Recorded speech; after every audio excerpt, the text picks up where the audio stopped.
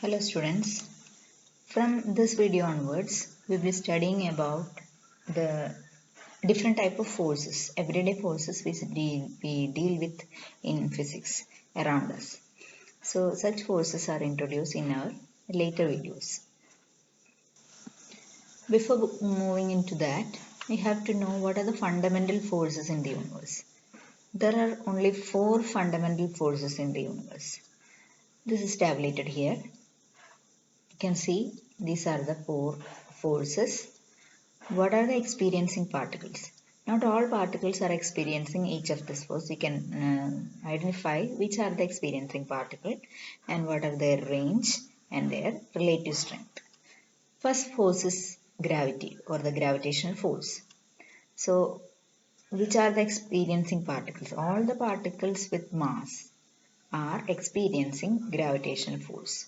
So the physical quantity which is involved in gravitational force is the mass of the particle.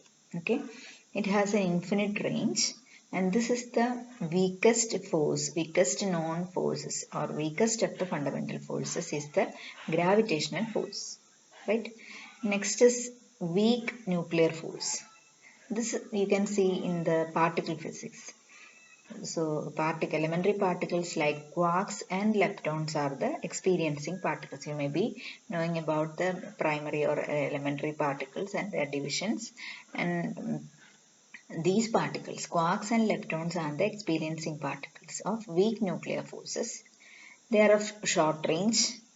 These are weaker forces, but it has a stronger than the gravity, but weaker compared to other two forces. Okay, and the third is electromagnetism. This is experienced by all the particles which are electrically charged. So those particles having charge are experiencing electromagnetic force. Okay, these two has a infinite range and it is stronger. It is comparatively a stronger force. Then the fourth one is the strong nuclear force. This is the strongest of all the forces. These are experienced by quarks and gluons. These are all the elementary particles. This too has a short range and this is the strongest force. So these are the 4 fundamental forces which we know experimentally in the universe. These are only the 4 fundamental forces. So this is the gravity is the weakest and the nuclear force is the strongest of these.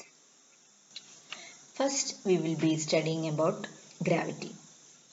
So this is explained in terms of law of gravitation by Newton. According to Newton's law of gravitation, two particles attract each other with a force that is proportional to the product of their masses and inversely proportional to the square of the distance between them. This is the definition of Newton's law of gravitation.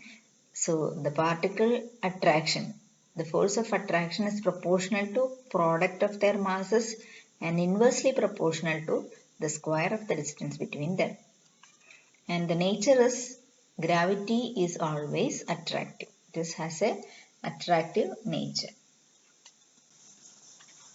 Now we can go into detail. These are two particles called A and B with masses MA and MB, MA and MB. These are separated by a distance r. These are 2 point particles A and B with masses MA and MB respectively, separated by distance r. Let F be A. The suffix BA represents that it is the force exerted on the particle B by the particle A. FBA is the force exerted on the particle B by A. Okay. So by the definition of gravitational force, we can represent the equation mathematically. This is only the magnitude. Magnitude of FBA is equal to G into the product of masses MA into MB by the distance between them. It is inversely proportional to square. So it is R square.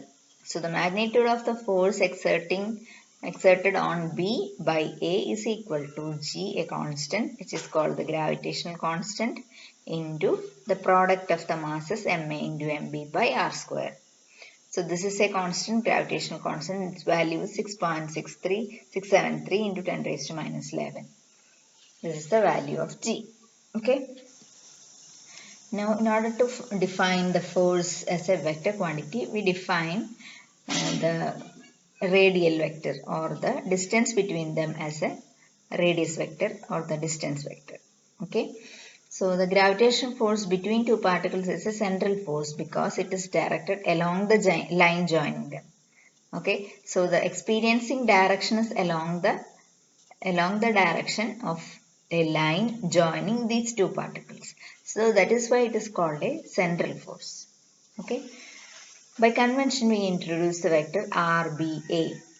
It is that extends from the particle exerting the force, that is the particle A in this case, to the particle experiencing the force, which is the particle B. So RBA is defined as a vector which is directing from A to B. B is the experiencing particle and this is the particle which exerts the force. So it is from A to B. So this is the direction of RBA vector and this is the unit vector along that direction. Okay. So we can write the equation of force in vector form. Now we can see that RBA will be equal to minus of RAB. It is the opposite to it. But the magnitude of RBA will be equal to RAB, that is equal to R. Okay. Now we define the unit vector RBA is equal to the vector RBA divided by its magnitude. Okay. So now we substitute the value of the vector in that equation.